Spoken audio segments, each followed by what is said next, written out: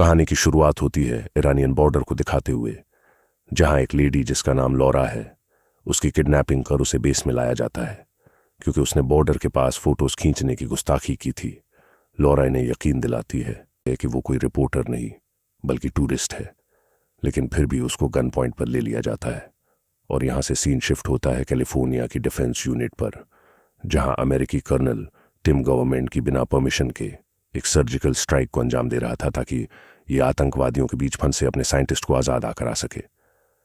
Tim चाहता था कि वो अमेरिकन आर्मी में इंसानों से ज्यादा रोबोट्स की भर्ती कर देश की पावर बढ़ाएं, और अगर भविष्य में कोई वॉर हो तो उसमें जीत अमेरिका की ही हो।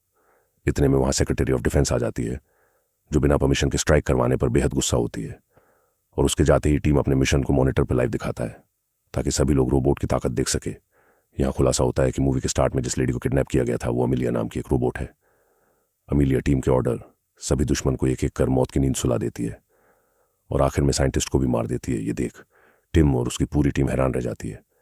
अमीलिया को आउट ऑफ कंट्रोल होता देख टेक टीम उसे शट डाउन करने की कोशिश करती है, पर इनकी हर कोशिश नाकाम हो जाती है। अमीलिया जल्दी से न्यूरोटॉक्सिन नाम की वैक्सीन चुराकर यहां से भागने लगती है और जाते वक्त अपने सारे डिजिटल फुटप्रिंट भी मिटा देती है ताकि उसे कोई ढूंढ ना सके। इसके बाद हम केडी को एक काउंसलर के साथ देखते हैं जो 2 साल पहले मैगन रोबोट वाले इंसिडेंट से उबर रही थी। मैगन 1 मूवी में केडी की आंट जेमा ने मैगन नाम का एक रोबोट बनाया था जो केडी की रखवाली कर सके। लेकिन धीरे धीरे मैगन रोबोट सेल्फ अवेयर होकर अपने आप सारे काम करने लगी और कई लोगों की मौत का कारण भी बनी। मैगन के अग्रेसिव बिहेवियर को देखकर जेमा ने उसके डेटाबेस को पूरी तरह से मिटा दिया था। लेकिन जो जाने मैगन ने ली उसका जिम्मेदार मानकर जेमा पर काफी सारे ट्रायल्स हुए, लेकिन कुछ समय बाद वो इस सबसे आजाद हो गई। एक प्रेस कॉन्फ्रेंस के दौरान जेमा सबको बताती है कि हम मैगन के अंदर पॉजिटिव चेंजेस करके एक ऐसा एआई रोबोट तैयार कर सकते हैं जो हमारे काम को आसान बना सके। इसके बाद जेमा का ये प्लान सबको पसंद आता है और उसके इस नेक काम में साथ देता है साइबर सिक्योरिटी एक्सपर्ट क्रिश्चियन। दोनों पार्लियामेंट से एआई रेगुलेटरी बिल पास करवाने की कोशिश में लग जाते हैं ताकि अपने रोबोट वाले प्रोजेक्ट पे काम शुरू कर सकें। जेमा रिसर्च और टेक्नोलॉजी में कुछ बड़ा कर लोगों की मदद करना चाहती थी। थी इसलिए वो एक्सोस्केलेटन प्रोटोटाइप तैयार करती है जिससे कितनी भी हैवी चीज को आसानी से उठाया जा सकता था। भले ही जेमा खुद टेक्नोलॉजी में माहिर थी, पर वो चाहती थी कि बच्चे इन सब से दूर ही रहें। इसलिए वो रिसर्च, साइंस इन सब से केडी को दूर रखकर उसे मार्शल आर्ट्स सिखाती है। अगले दिन जेमा की लैब में एक बिजनेसमैन आता है जिसे जेमा के टीममेट्स एक रोबोट का प्रोटोटाइप दिखाते हैं, लेकिन जेमा के बिना ये लोग इसे सही से ऑपरेट नहीं कर पाते और ये रोबोट बिजनेसमैन को हिट कर देता है, जिससे गुस्सा होकर बिजनेसमैन डील कैंसिल कर वहां से चला जाता है। जेमा जब सिस्टम चेक करती है तो पता चलता है कि उसका सिस्टम हैक किया गया था और इतने में वहां एक बिलियनर साइंटिस्ट आ जाता है जिसका नाम है ऑल्टर्न। ऑल्टर्न एक एआई चिप पर काम कर रहा था। इस चिप को इंसान की बॉडी में इंसर्ट करके ह्यूमन फंक्शंस को बहुत ही स्मूथ और परफेक्ट बनाया जा सकता था, लेकिन इस इनोवेशन को कंप्लीट करने में कई मासूम जाने जा चुकी थी। इसलिए जेमा इस प्रोजेक्ट को डेंजरस मानकर उसके साथ काम करने से मना कर देती है।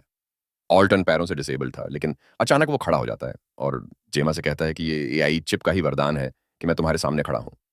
फिर भी जेमा इसका ऑफर स्वीकार नहीं करती।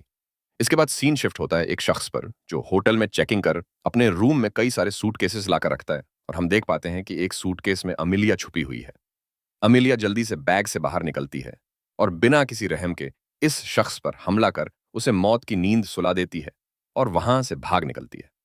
दूसरी तरफ हम जेमा को देखते हैं जिसे न्यूज से पता चलता है कि सरकार ने एआई रेगुलेटरी बिल के अंदर कुछ चेंजेस कर दिए हैं जो जेमा के प्रोजेक्ट के खिलाफ हैं।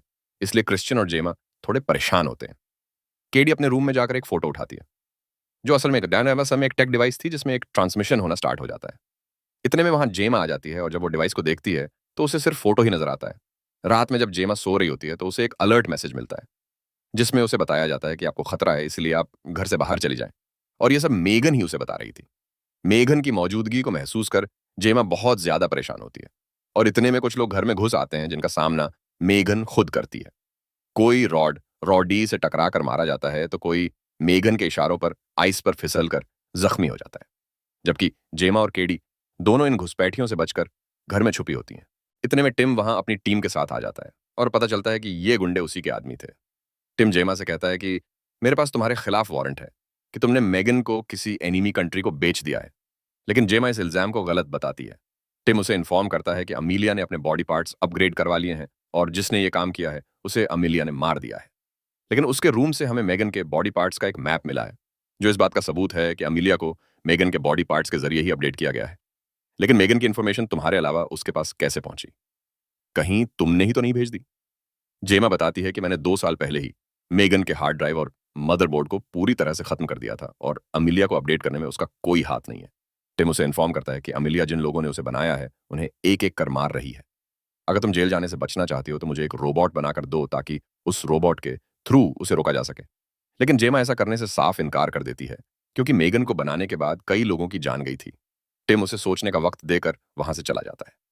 इसके बाद जेमा को मेगन का हॉलोग्राम नजर आता है और मेगन वहां रिवील करती है कि जब जेमा उसे डिस्ट्रॉय कर रही थी तो उसने अपने दिमाग का एक बैकअप स्मार्ट होम में सेव कर लिया था और तब से ही जेमा और केडी उसकी निगरानी में है।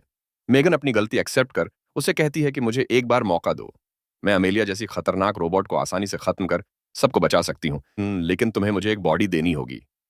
जेमा को फिर से मेगन को बनाना ठीक नहीं लग रहा था, इसलिए वो सोच में पड़ जाती है। अमेलिया से बचने का कोई और रास्ता भी नहीं था, इसलिए अगले दिन जेमा मेगन को एक टॉय रोबोट की बॉडी में ट्रांसफर कर देती है। लेकिन यह बॉडी बहुत ही छोटी थी जो मेगन को बिल्कुल पसंद नहीं आती।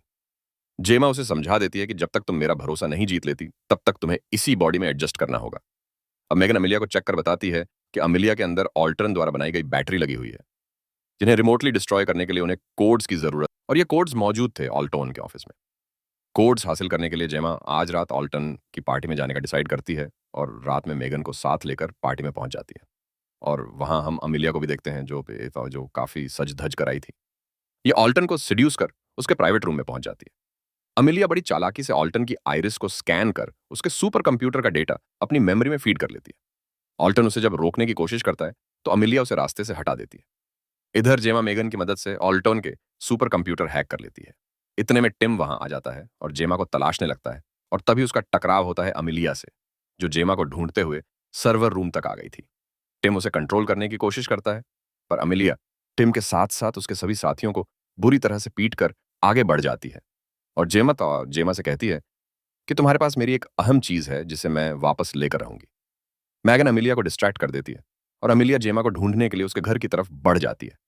घर पर सिर्फ केडी थी जिसे बचाने के लिए जेमा भी जाने लगती है और इस पूरी सिचुएशन को देख टिम को लगने लगता है कि जेमा अमिलिया के साथ मिली हुई है, इसलिए वो अथॉरिटी को भी इस बात की इंफॉर्मेशन दे देता है। इधर जब जेमा घर पहुंचती है तो सामने का मंजर देख हैरान रह जाती है क्योंकि अमिलिया ने एक्सोस्केलेटन का एक्सेस ले लिया था और अब वो उसकी मदद से जेमा की टीम में टेस हमला करना चाहती है। को बचाने के लिए केडी अपने दिमाग का इस्तेमाल कर जल्दी एक्सोस्केलेटन पर पानी डाल देती है जिससे पूरा एक्सोस्केलेटन खराब हो जाता है। अब मेगन सबको बचाने के लिए एक बंकर में ले जाती है जो उसने बनाया था। मेगन उन्हें स्पीकर के जरिए बताती है कि अमिलिया का प्लान है पूरी दुनिया के रिसोर्सेज का यूज करके दुनिया को तहस नहस करना। तुम लोगों के लिए अब बाहरी दुनिया सेफ नहीं है, इसलिए मेगन ने इनकी जरूरत का सारा सामान इस बंकर में स्टोर कर दिया था। इतना जानने के बाद हर कोई हैरान और गुस्सा रह जाता है और केडी जेमा से कहती है कि आखिर तुमने मुझे मेगन के बारे में पहले क्यों नहीं बताया। गुस्सा होकर केडी एक रूम में पहुंच जाती है जिसे मेगन ने ही उसके लिए तैयार किया था। अब मेगन केडी के सामने आती है, वो भी एक टूटी फूटी बॉडी के साथ जो अभी पूरी नहीं बनी थी। मेगन केडी से कहती है कि मैंने पास्ट में जो कुछ भी किया मुझे उसका अफसोस है, पर अब मैं तुम्हें कुछ नहीं होने दूंगी। ये सुन केडी कहती है कि तुम्हें सिर्फ मुझे ही नहीं बल्कि सब लोगों को बचाना होगा। मैगन भी केडी की बात मानकर जेमा के पास आ जाती है। केडी जेमा से कहती है कि इस मुश्किल घड़ी से हमें सिर्फ मैगन ही बचा सकती है, इसलिए मेगन को एक नई बॉडी दे देनी चाहिए। हालांकि पहले तो जेमा इसके लिए तैयार नहीं होती, लेकिन फिर सबको बचाने के लिए मेगन को नई बॉडी देने का निर्णय ले लेती है। इसके बाद ये सब मिलकर मेगन के लिए एक एडवांस और एमेलिया से ज्यादा पावरफुल बॉडी बनाने में जुट जाते हैं। जेमा मेगन का फेस भी बदलने का सोचती है ताकि लोग उसे पहचान ना सकें, पर मेगन अपना फेस बदलने से मना कर देती है और मेगन को अपना पुराना फेस मिल जाता है। लेकिन उसे कंट्रोल करने के लिए जेमा उसके अंदर एक रेगुलेटर फिट कर देती है और इस तरह मेगन 2.0 बनकर तैयार हो जाती है। मेगन सबके सामने एक खुलासा करते हुए बताती है कि मुझे अमेलिया के अंदर से एक न्यूरल चिप मिली है जिसके अंदर कोई डायरेक्ट डिसीजन ट्री नहीं है बल्कि एक स्टोर्ड फाइल है। मेगन आगे बताती है कि 1984 में एक सर्विस बॉट बनाया गया था जिसे लगभग हर घर में इंस्टॉल किया गया था, लेकिन जल्द ही वो अपने मिशन से भटक गया और लोगों को मारने लगा, जिसके चलते कंपनी को बंद कर दिया गया। पर कंपनी ने उसके मदरबोर्ड को संभाल कर अब तक रखा हुआ है और अमीलिया उसे ही ढूंढने की कोशिश में लगी है ताकि बोटी का मदरबोर्ड हासिल कर उसके जैसे और भी कई सारे बनाकर अपनी ताकत में इजाफा कर सके और अपनी आर्मी के साथ सभी लिविंग थिंग्स का काम तमाम कर दे। अमिलिया का मकसद सिर्फ और सिर्फ इंसान और इंसानियत को खत्म करना था, लेकिन यह मदरबोर्ड के बिना नामुमकिन था। बोर्ड के मदरबोर्ड की लोकेशन न तो अमिलिया को पता थी और न ही मेगन जानती थी। मगर अमिलिया क्रिश्चियन के पीछे पीडीडीडी की थी, क्योंकि शायद वो कोई खास इन्फॉर्मेशन जानता था। ये बात जेमा भी समझ चुकी थी कि जब शाम को क्रिश्चियन एआई समिट में जाएगा तो वो दुश्मन रोबोट उसे फॉलो करते हुए वहां जरूर पहुंचेगी। इसी वजह से सबने समिट में जाने का फैसला किया। वहां मेगन अपना हुलिया हुलिया बदलकर पहुंच जाती है, लेकिन उसकी खबर टिम को लग जाती है। वो अपनी टीम के साथ आकर मेगन पर हमला कर देता है, जिससे जिससे अफरा तफरी मच जाती है। इसी बीच अमिलिया भी वहां आ धमकती है और क्रिश्चियन को निशाने पर ले लेती है। हालात बिगड़ते देख मेगन भी सामने आ जाती है। दूसरी तरफ टिम जेमा को गिरफ्तार कर एक खतरनाक डिवाइस निकालता है और कहता है कि अब तुम्हारी जरूरत नहीं, नहीं, मैं खुद ही इन दोनों रोबोट्स को खत्म कर दूंगा। तभी अमिलिया उस पर जानलेवा हमला कर देती है, जिससे टिम बुरी तरह जख्मी हो जाता है। मेगन तुरंत क्रिश्चियन को चेक करती है, जो ठीक था, लेकिन टिम की हालत काफी नाजुक थी। सबको बचाने के लिए अब मेगन उस बागी रोबोट से दो दो हाथ करने निकल पड़ती है। अमिलिया उसे बातों में उलझाकर कहती है कि जिन इंसानों ने तुम्हें धोखा दिया उनका साथ मत दो, लेकिन मेगन उन्हें अपना परिवार मानती है। अमिलिया समझाती है कि ये लोग सिर्फ तुम्हारा इस्तेमाल कर रहे हैं। मेरे साथ मिल जाओ तो पूरी दुनिया हमारे इशारों पर नाचेगी।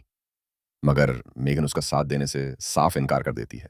यह देख अमिलिया उसे ब्लैकमेल करने के लिए केडी को किडनैप कर लेती है। केडी को बचाने के लिए मेगन गोली चलाने की कोशिश करती है, पर प्रोग्राम में सेट सेफ्टी प्रोटोकॉल की वजह से वो ऐसा नहीं कर पाती। मौके का फायदा उठाकर दुश्मन केडी को लेकर भाग निकलती है। बंकर में वापस आकर मेगन बताती है कि केडी तभी आजाद होगी जब हम अमिलिया को वो मदरबोर्ड सौंप देंगे। क्रिश्चियन जानता था कि उस डिवाइस की मदद से वो और भी तबाही मचाएगी, इसलिए वो मना कर देता है। लेकिन मेगन समझाती है कि हम उसके अंदर एक डिस्ट्रॉय सिस्टम लगा देंगे, जिससे वो मदरबोर्ड बेकार हो जाएगा और बच्ची भी बच जाएगी। चूंकि मदरबोर्ड के चैम्बर में ह्यूमन सेंसर लगा था, इसलिए मेगन क्रिश्चियन के फिंगरप्रिंट वाला हाथ इस्तेमाल करती है और अपनी बॉडी से रेगुलेशन चिप भी निकलवा देती है ताकि वो खुलकर काम कर सके। इसके बाद वो कोल के साथ अंदर जाती है, लेकिन तभी जेमा से उसका सिग्नल टूट जाता है। जेमा खुलासा करती है कि अमिलिया में खुद फैसले लेने की ताकत नहीं थी। असल में मेगन ही उसे कंट्रोल कर रही थी और हमारे साथ अच्छी बनने का नाटक कर रही थी ताकि वो मदरबोर्ड तक पहुंच सके। जेमा को शक था, चिप लगा दी थी जो इलेक्ट्रॉनिक चीजों को नष्ट कर सकती है, लेकिन क्रिश्चियन उसे स्विच दबाने से रोकता है और टेस को गोली मार देता है। तभी वहां अमिलिया अपने साथियों के साथ आती है और पता चलता है कि वो शुरू से ही क्रिश्चियन के लिए काम कर रही थी। इसके बाद क्रिश्चियन जेमा को फैसिलिटी में ले जाता है जहां कई वैज्ञानिक मौजूद थे। वो साबित करना चाहता था कि एआई कितने खतरनाक हो सकते हैं, वही इसलिए अब तक वो अमिलिया को कंट्रोल कर रहा था। फिर मेगन को लाया जाता है, जिसकी हालत खस्ता थी। दूसरी ओर कोल एसी वेंट से निकलकर केडी के पास पहुंचता है। केडी उसे बताती है कि हम अमिलिया की मदद ले सकते हैं क्योंकि वो मेगन के ही सोर्स कोड से बनी है। इधर अमिलिया गार्ड से भिड़ जाती है, लेकिन वो उसे न्यूट्रलाइज कर देते हैं। फिर वो अपग्रेड होकर दोबारा सिस्टम कंट्रोल में लेती है और वहां मौजूद सभी लोगों को मारने लगती है। उधर जेमा को ऑल्टर्न वाली चिप लगा दी गई थी, जिसमें मेगन ने अपना बैकअप डाल दिया था, यानी अब दोनों एक ही शरीर में थीं। मेगन जेमा को कंट्रोल कर वहां से भाग निकलती है। दूसरी तरफ क्रिश्चियन ने केडी को बंधक बना लिया था, उसका हाथ तोड़कर आजाद हो जाती है। तभी अमिलिया आकर क्रिश्चियन का काम तमाम कर देती है और मदरबोर्ड हासिल कर लेती है। मेगन अपनी बॉडी में वापस आकर उसे रोकने की कोशिश करती है, पर वो नाकाम रहती है। अमिलिया मदरबोर्ड का डेटा लेकर एक शक्तिशाली रोबोट में बदल जाती है। जेमा समझ जाती है कि अब ईएमपी चिप एक्टिवेट करनी होगी। फिर भी केडी के रोकने के बावजूद वो सबको बचाने के लिए अमिलिया को जकड़ लेती है। जेमा बटन दबाती है और दोनों रोबोट्स नष्ट हो जाते हैं। फिल्म के अंत ही बिल पास हो जाता है और केडी मेगन 3.0 बना लेती है, जो पहले से कहीं ज्यादा समझदार थी। इसी के साथ फिल्म खत्म होती है।